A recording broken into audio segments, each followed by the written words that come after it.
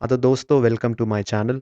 तो आज की वीडियो में हम बात करने वाले हैं इंडियन फुटबॉल की जो करंट सिचुएशन चल रही है, जो बिल्कुल मेस बना हुआ है इंडियन फुटबॉल के अंदर।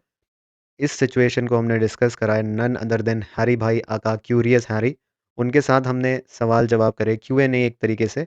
जितने भी आप लोगों ने हमें क्वेश्चंस दिए थे, उनको हैरी भाई ने अच्छे से आंसर करा था। तो कुछ क्वेश्चंस मैंने पिक करे हैं इस वीडियो में, जो कि आपको देखने को मिलेंगे और उसके सभी के आंसर अच्छे से हैरी भाई ने एक्सप्लेन करके दिए थे।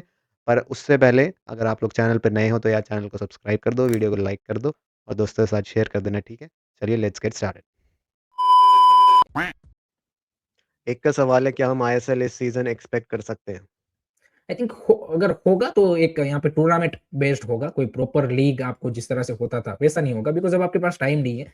एंड आई थिंक ऑनेस्टली बताओ, अगर इंडियन लीग को और आईएसएल को अगर एक लॉन्ग टर्म सस्टेनेबल मॉडल के लिए जाना है, देन आई थिंक इस सीजन को स्किप करके जो पिछले 10-11 साल में सबने गलतियां की है, AFF, clubs, I would say कि क्लब्स की ज़्यादा मैं बोलूँगा, देन प्लेयर्स, इन सबको भाई खुद को रेक्टिफाई करके चीज़ों को सही करना चाहिए कि भाई कैसे हम लीग को मोर वायबल, सस्टेनेबल बनाएँ ताकि आगे जाके यहाँ पे ऐसा प्रॉब्लम नहीं आए। अदरवाइज़ आप मेरे को बताओ कि भाई चलो अभी के लिए आज इस सीज़न का लीग हो गया, नेक्स्ट 5 ईयर का हो गया और अगेन आपका यहाँ पे इतना पैसा हर साल ओनर लूज़ करता रहेगा, सभी आईएसएल क्लब का, तो उनका भी एक सैचुरेशन पॉइंट आएगा ना भाई कि मैंने 10 ईयर इन्वेस्ट कर लिया, 15 साल इन्वेस्ट कर लिया, अभी भी भाई यहाँ पे फुटबॉल में हम कुछ उखाड़ नहीं पा रहे हैं।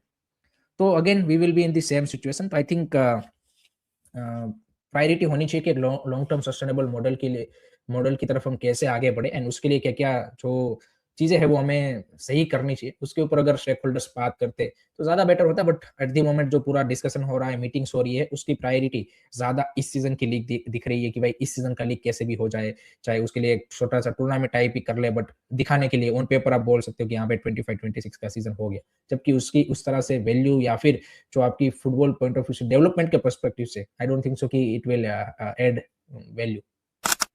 और एक का सवाल है कि Orissa FC will play ISL और नॉट, क्योंकि आई उड़ीसा थिंक एफसी ओडिशा का भी। Odisha FC has the smartest and I think सबसे ज्यादा उन्होंने रियलिस्टिक डिसीजन लिया जब उन्होंने बोला कि हम अपना क्लब एट द मोमेंट यहाँ पे for a time being shut down कर रहे हैं। And I think that was the best decision taken by the club, because आप फालतू में यहाँ पे खर्चा क्लब का बढ़ा बढ़ा ये 6 महीना बाकी क्लबों ने किया, मैच तो आप खेल नहीं रहे थे, आपने पैसा ही यहाँ पे वेस्ट किया है, तो उससे अच्छा है भाई ऑब्वियसली आप क्लब को अभी शट डाउन करो। कोई अगर यहाँ पे आगे जाके प्लान बनता है, लीग का स्ट्रक्चर बनता है, then I think Odisha FC will obviously continue, वो अपनी टीम भी बनाएंगे और स्टार्ट करेंगे। सो आई डोंट थिंक सो कि फुल शटडाउन तो वो किस तरह का लीग का मॉडल आता है उसके ऊपर उनका डिसीजन रहेगा, but I think they have at the moment taken the best decision compare to other clubs. एक का क्वेश्चन है, क्या हमें आईएसएल को क्लब पावर्ड लीग नहीं बना सकते, जैसे प्रीमियर लीग होता है जिसमें क्लब्स शेयर होल्डर्स हो और लीग रन करते हैं rather than relying on AIFF? ये भाई ये मॉडल क्लब ने प्रपोज किया है, बट इशू इज कि भाई एट द मोमेंट जो एएफएफ का न्यू कॉन्स्टिट्यूशन सुप्रीम कोर्ट ने बनाया है उसमें क्लियरली उन्होंने बोला है कि आपकी top division has to be run and own and operated by AFF.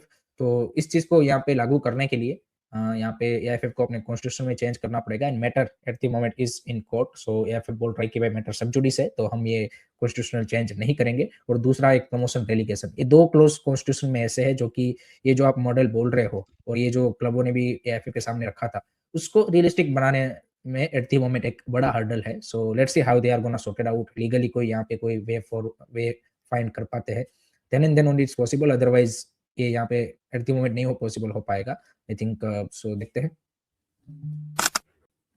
एक का सवाल है कि AIFF official saying 10 year clubs can't tell 88 year old organisation how to run.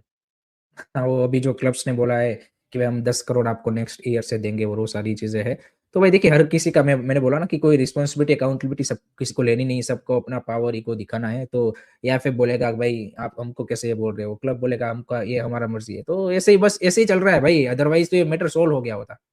आप ही खुद सोचो ना भाई कि ये मैटर इतना लंबा स्ट्रेच क्यों हुआ, because everyone has their self interest rather than Indian football को उसने आगे रखा हो, चाहे वो क्लब हो चाहे वो एएफएफ हो। सो सबने ये किया है, अपने इंटरेस्ट पहले रखे हैं, बाद में इंडियन फुटबॉल के बारे में सोचा है। That's why we are in सबको दिस अपनी सिचुएशन। गद्दी बचानी है बस इंडियन हाँ, फुटबॉल में। बस देखो एएफएफ को उनको अपनी पोजीशन बचानी है, क्लब में जो लोग हैं उनको अपनी यहाँ पे यू कैन से की जॉब बचानी है, सिंपल सी बात है। ये दोनों में भाई इंडियन फुटबॉल का कितना भी नुकसान हो, they don't give a you can say की damn, as simple as that. एक का सवाल है, क्या कल्याण चौबे के बाद भी यही हाल रहेगा जो अभी है? और क्या हम सब जानते हुए भी करप्शन वगैरह-वगैरह हम एक्शन क्यों नहीं ले रहे? कुछ क्या रीज़न है? देखिए कल्याण चौबे के बाद कौन आएगा उसके ऊपर डिपेंड करेगा, बट डेफिनिटली ये जो मेस क्रिएट हुआ है, इसका आपको इम्पैक्ट एटलीस्ट नेक्स्ट फॉर 3-4 साल तो आपको यहाँ पे दिखेगा ही दिखेगा। बट दूसरा ये कि भई आगे जो नेक्स्ट कल्याण चौबे को टेक ओवर करेगा, वो कैसा कॉम्पिटेंट बंदा है? हाउ हाउ कितना उसका मतलब फुटबॉल के प्रति यहाँ पे आप बोल सकते हैं कि पैशन है एंड किस तरह के लोगों को वो यहाँ पे इंडियन फुटबॉल इकोसिस्टम में लाता है। उसके ऊपर डिपेंड करेगा कि आपका डेवलपमेंट कैसा होगा। एंड दूसरा भाई करप्शन और ये सब तो भाई देखिए ऑल ओवर द वर्ल्ड कोई भी यहाँ पे फुटबॉल का या फिर कोई भी स्पोर्ट फेडरेशन है, उसमें होता ही है, but they do basic thing right. तो इसलिए वो सक्सेसफुल है। हमारे यहाँ पे दिक्कत ये है कि एएफएफ में करप्शन करने के लिए भाई उतना पैसा भी नहीं है कि भाई लोग यहाँ पे एएफएफ में आके करोड़ों कमा सकते हैं। बट यहाँ पे बेसिक चीज़ है ना, उसमें हमारे यहाँ पे कॉम्प्रोमाइज़ कर देते हैं एएफएफ में। जबकि बाहर के फेडरेशन में एटलीस्ट बेसिक चीज़ें वो सही करते हैं। तो दैट इज़ द डिफरेंस। बाकी पहले कल्याण चौबे का एक रिजिम तो खत्म होने दो भाई, उसके बाद ही पता चलेगा भाई नेक्स्ट कौन टेक ओवर करेगा। एक का सवाल है, if the club consortium does the league, is it viable to include the promotion relegation within that kind of league? Club agree नहीं करेंगे। क्लब क्लब उस पॉइंट ऑलरेडी क्लब ने भाई एएफएफ को जो इससे पहले लेटर लिखे है उसमें क्लियरली बोला हुआ है कि जो कॉन्स्टिट्यूशन में 2 क्लॉजेस है, own and operated by AFF and promotion relegation, उसको हटवाइए and no club will agree. And इसीलिए आप देखिए जो आज भी उन्होंने कंसोर्टियम का ऑफर दिया है, उसमें प्रमोशन रेलीगेशन का जिक्र ही नहीं किया। जबकि वो भी एक बिग हर्डल है।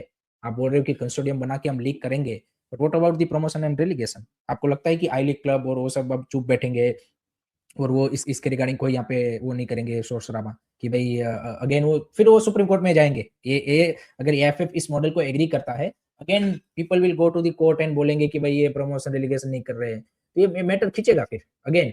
सो ये जो अभी क्लब कंसोर्टियम बना के बोल रहे हैं कि भई हम यहाँ पे लीग कर देंगे, आई डोंट थिंक सो कि they will agree for the promotion relegation. पर एएफसी भी तो इन्होंने डेडलाइन दिया था 2027 तक फुली रन रेलीगेशन प्रमोशन करना है आपको अपनी लीग के अंदर, ऐसा नहीं, नहीं, कुछ। वो ए नहीं, नहीं, वो रोड मैप साइन हुआ था 2018 में ISL, I league and FSDL and AFF इन सब के बीच में। बट ये एएफसी ने वहाँ पे एक मीडिएटर का रोल किया था। उन्होंने वो ऐसा कोई उनका रूल या फिर वो उनका कोई मैंडेटरी चीज़ नहीं कि ये करना ही करना है।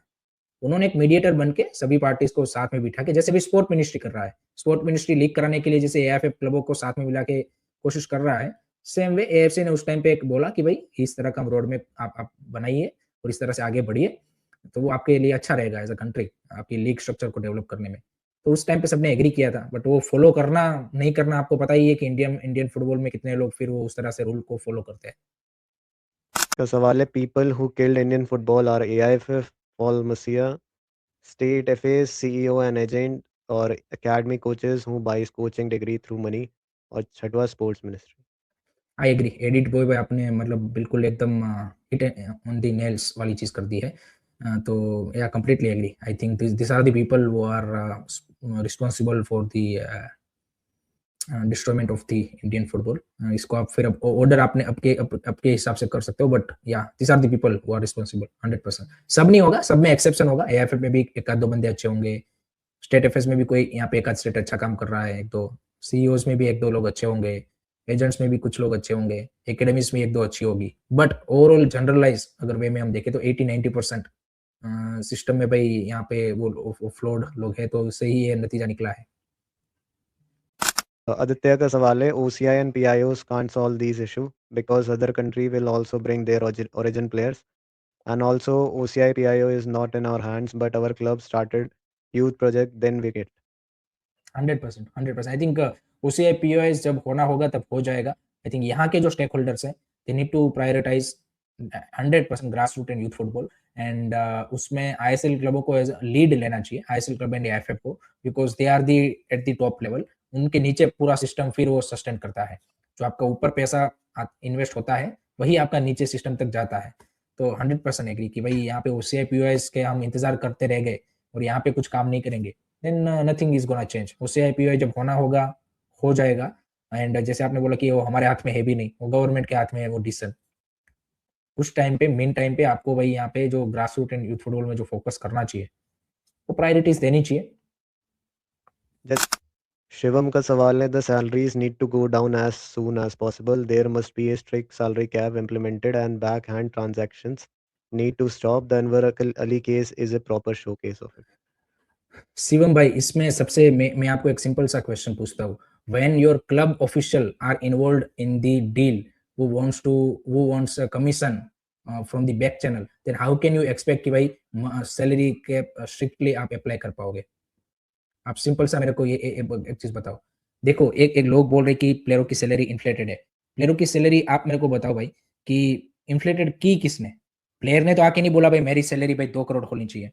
एजेंट एंड क्लब की ओर से जो भी लोग उस डील में इन्वॉल्व थे, they created that, you can से कि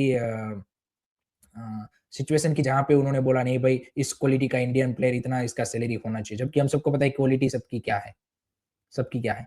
तो उन्होंने क्यों उतना इन्फ्लेटेड किया? Because they then get a commission out of that deal, agents and club की साइड से भी। वो क्लब के साथ भी यहाँ पे गलत ही कर रहे हैं।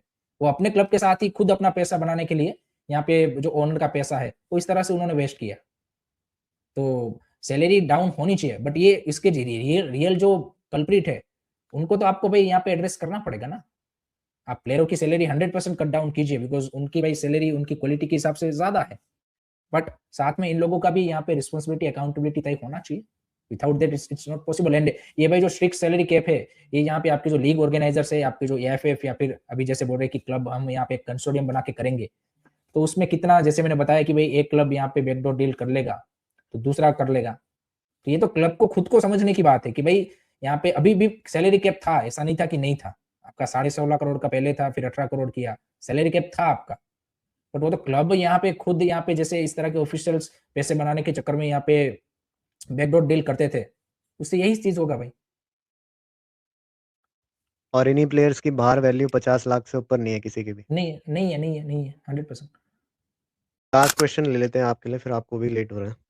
हाँ, जो अभी सुनील छेत्री को इतना सपोर्ट कर रहे हैं, मैं अच्छा सॉरी गारंटी दे सकता हूँ कोई उसके मैचेस देखने भी नहीं गया।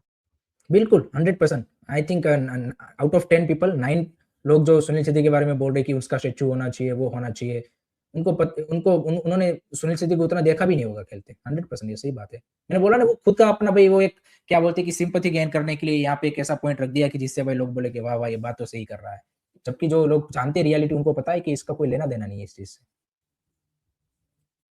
चलिए भैया, थैंक यू फॉर ज्वाइनिंग आपका। अरे फ्यूचर प्लेजर में भी प्लेजर भाई। आपके साथ स्ट्रीम करते रहेंगे। अभी बिल्कुल तो बिल्कुल काफ़ी करेंगे भाई। सारे जैसे भी अपडेट्स मिलेगा इंडियन फुटबॉल के रिगार्डिंग आपके साथ डिस्कस कर लिया करेंगे उसको। 100%, 100% भाई। Thank you very much for inviting. Thank you for joining. Thank you.